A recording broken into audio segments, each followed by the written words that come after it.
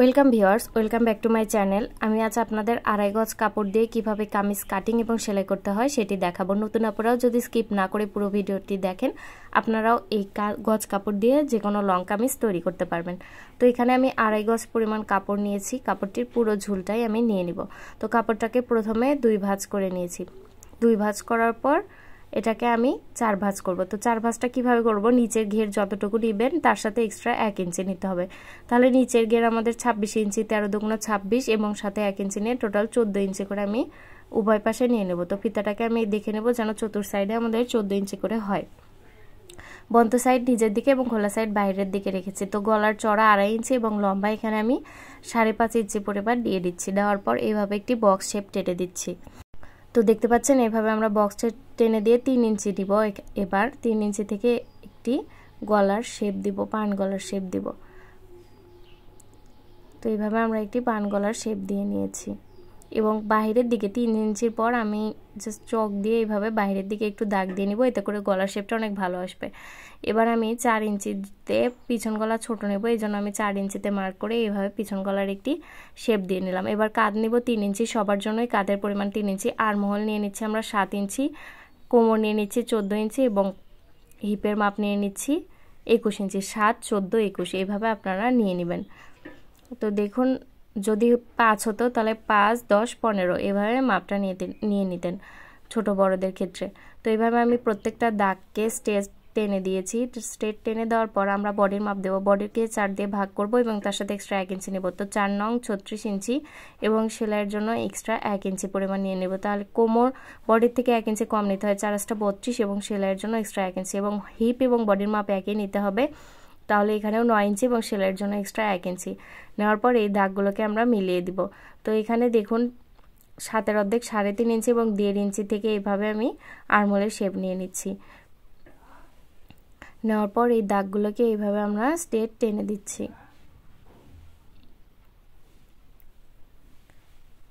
তো দেখতে পাচ্ছেন দাগগুলোকে আমরা স্ট্রেট টেনে দিয়েছি। দেওয়ার পর আমরা যেটি করব, নিচের ঘেরের মাপটা নিব এবং ঘেরের সাথে এক্সট্রা 1 ইঞ্চি পরিমাণ নিয়ে নিব। তো এখানে আমরা ঝুলের মাপটা নিয়ে নিব। তো ঝুল আমাদের ঝুলের সাথে এক্সট্রা 1.5 ইঞ্চি বেশি নিতে হবে।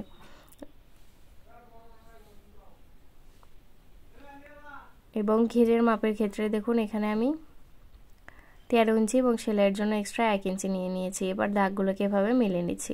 তো সাইডে যে কাপড়টা থাকবে এটা দিয়ে আমরা হাতা এবং গলার পট্টি কেটে নিব। তো এইভাবে আমরা দাগ দিয়ে নিয়েছি, এই দাগ অনুযায়ী কেটে নিব। তো আমাদের খেয়াল রাখতে হবে, প্রথমে আমরা পিছন গলাটা কেটে নিব, তারপর সামনের গলা কাটবো। তো কামিজের কোনা অনেক সময় ঝুলে থাকে, এই জন্য নিচের দিকে এইভাবে আমরা 1/2 ইঞ্চি পরিমাণ রাউন্ড শেপ দিব, এতে করে কামিজের কোনা ঝুলে থাকবে না। এইভাবে আমরা কামিজটাকে কেটে নিয়েছি। কেটে নেওয়ার পর এবার আমরা পিছন পাটটা রিমুভ করে সামনের পাটটা কেটে নিব। বন্ধুরা, ছোট থেকে বড়দের পোশাক রেগুলার সেলাইয়ের ভিডিও আমি আমার চ্যানেলে আপলোড করে থাকি। তো আমার চ্যানেলের সকল ভিডিও সবার আগে পাওয়ার জন্য প্লিজ চ্যানেলটি সাবস্ক্রাইব করে পাশে থাকা বেল বাটনটি অলে ক্লিক করে দিবেন। এবং যারা অলরেডি আমার চ্যানেলটি সাবস্ক্রাইব করেছেন তাদেরকে অসংখ্য অসংখ্য ধন্যবাদ।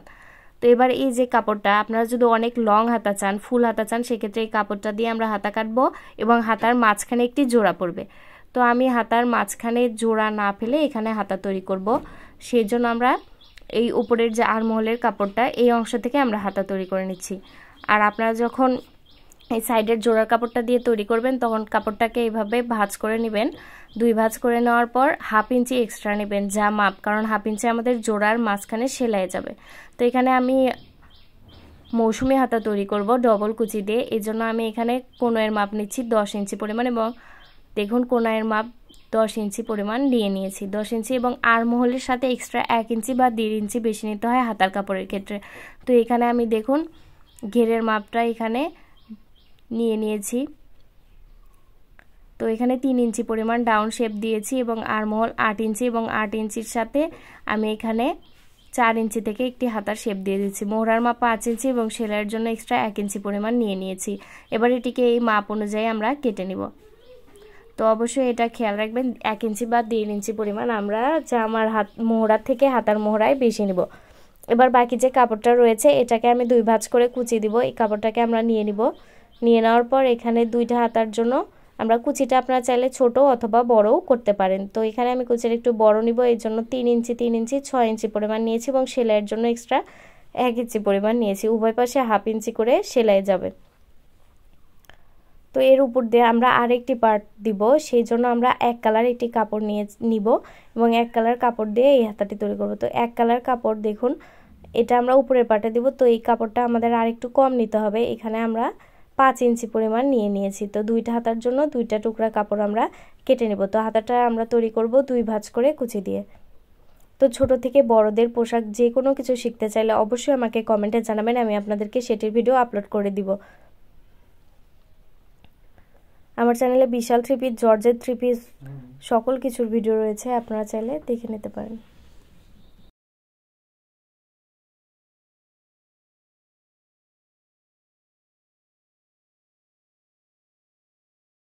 আর আলমোহর থেকে বেঁচে যাওয়া কাপড়টা দিয়ে আমরা গলার পট্টি কাটবো। তো এই দেখুন কাপড়টাকে আমরা এখানেও 6 ইঞ্চি পরিমাণ নিয়েছি এবং 2.5 ইঞ্চি পরিমাণ নিয়েছি। নেওয়ার পর ঠিক ওইভাবে যেখানে জামাতে পান গলার শেপ দিয়েছিলাম সেই মাপ ফলো করে এখানে এইভাবে আমরা পট্টির কাপড়টা নিয়ে নিচ্ছি। নেওয়ার পর এক্সট্রা 1 ইঞ্চি করে আমরা বাড়তি নিব। তো দেখুন এইভাবে শেপ দিয়ে নিয়েছি এবং এক্সট্রা 1 ইঞ্চি করে আমরা বাড়তি নিচ্ছি। তো অবশ্যই বন্ধ সাইডটা আমরা একদিকে রেখেছি, আর যদি আর্মহোলের একটা অংশ এরকম জয়েন্ট দেওয়া থাকবে আর একটা অংশ খোলা থাকবে, খোলা অংশটা আপনারা হাফ ইঞ্চি রেখে মাপ ধরবেন, তাহলে আপনাদের অন্য একটি গলাও হয়ে যাবে। তো দেখতে পাচ্ছেন এইভাবে আমরা অপর একটি গলার পট্টিও কেটে নেব। তো এবার হাতায় প্রথমে আমরা নিচের পাটটা লাগিয়ে নেব, যে কুচিটা আমাদের ছোট সেটা প্রথমে আমরা লাগিয়ে নেব। তো এইভাবে আমরা হাতার কুচিটা দিয়ে নিচ্ছি। তো এখানে হাতার কুচির কাপড়টাকে আমরা 2 ভাঁজ করে নিয়েছি এবং 2 সোজা দিক একদিকে রেখেছি। এটা আপনাদের সবসময় মনে রাখতে হবে, 2 সোজা দিক ভিতরের দিকে রাখতে হবে। তো এইভাবে রেখে আমি এইভাবে কুচিটা দিয়ে নিচ্ছি। ভিডিওটি ভালো লাগলে অবশ্যই বন্ধুদের সাথে শেয়ার করবেন এবং যে কোনো সেলাই রিলেটেড যে কোনো প্রশ্ন থাকলে আমাকে অবশ্যই কমেন্টে জানাবেন, আমি আপনাদের সেটির ভিডিও আপলোড করে দিব বা সেটির অ্যান্সার দিয়ে দিব।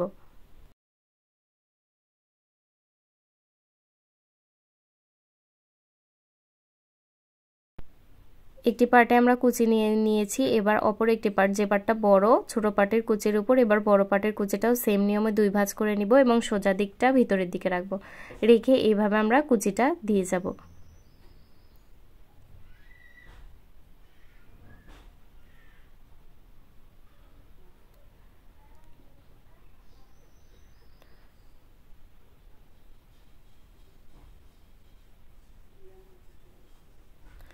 এবার আমরা চাপ সেলাই দিব। চাপ সেলাইটা হবে হাতার কাপড়ের উপরে, কুচির কাপড়ের উপর না, এটা অবশ্যই খেয়াল রাখতে হবে।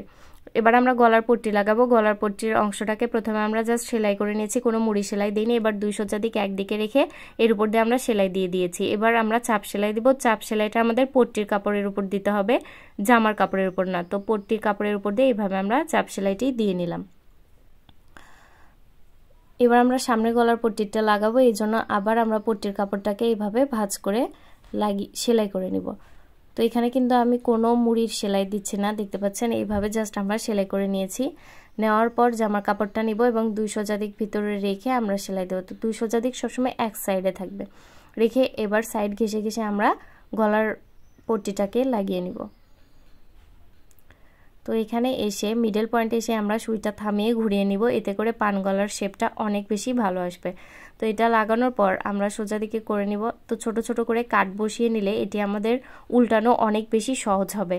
এরপর এটিকে আমরা সোজা করে নিব। সোজা করে নেওয়ার পর এর উপর দিয়ে আমরা চাপ সেলাই দেব। তো এখানেও বন্ধুরা আমরা চাপ সেলাইটি পট্টির কাপড়ের উপর দিয়ে দিচ্ছি।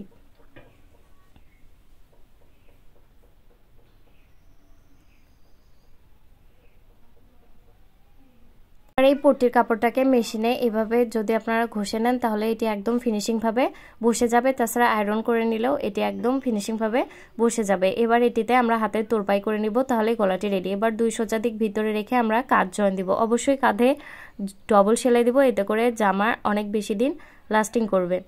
তো দেখুন আমরা 2 সোজা দিক ভিতরে রেখে কাঁধে সেলাই দিয়ে দিচ্ছি। তো আজ আমি হাতা লাগানো আপনাদের দেখাবো না, হাতা লাগানোর ভিডিও আমার চ্যানেলে অনেক কয়টি রয়েছে, তো আমি লিংক ডেসক্রিপশনে দিয়ে দিব, আপনারা দেখে নেবেন। বা হাতা আমি সবসময় মিডল বরাবর একটি কোনা কেটে নিই এবং 2 সোজার দিক এক সাইডে রেখে প্রথমে একদিকে সেলাই দিয়ে নিই, তারপর অপর দিক থেকে সেলাই দিয়ে নিই। এইভাবে আমি হাতাটা লাগিয়ে নিই সব সময়। এতে করে কি হয়, জামা টাইট অথবা ঢিল হলে ইজিলি সেটা ছোট এবং বড় করা যায়।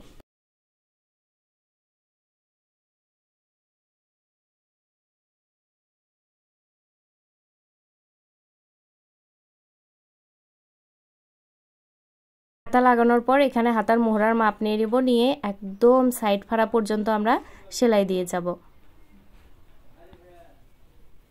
তো আমরা কিন্তু সাইড ফাড়ার মাপে একটি কোনা কেটে নিয়েছিলাম, এই জন্য আবার আমাদের মাপ দিতে হবে না। তো এইভাবে কোনা কেটে নেবেন।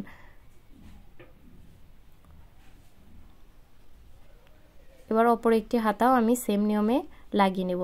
আবারও বলছি বন্ধুরা, ছোট থেকে বড়দের পোশাক যে কোনো কিছু শিখতে চাইলে অবশ্যই আমাকে কমেন্টে জানাবেন, আমি আপনাদের সেটির ভিডিও আপলোড করে দিব বা সেটির উত্তর কমেন্টে দিয়ে দিব।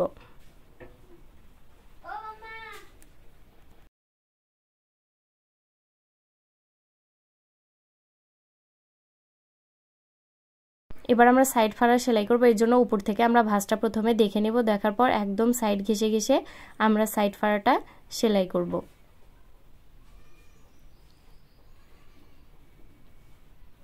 তো এবার আমরা উপরের দিকে 1/2 ইঞ্চি পরিমাণ রেখে সাইড ফাড়ার ঠিক উপরে 1/2 ইঞ্চি পরিমাণ রেখে নিচের দিকে আবার সেলাই দেব, এতে করে কামিজের ফিনিশিংটা অনেক ভালো আসে।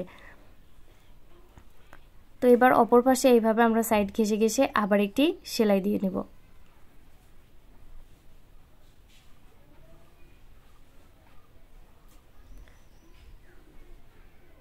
সেম নিয়মে আমরা দুটি ফাড়া তৈরি করে নিব। এবার নিচের দিকে এইভাবে প্রথমে উপর দিকে সেলাই দিব, তারপরে নিচের অংশটায় সেলাই দিব, তাহলেই জামাটি কমপ্লিট। ভালো থাকবেন, সুস্থ থাকবেন, ধন্যবাদ।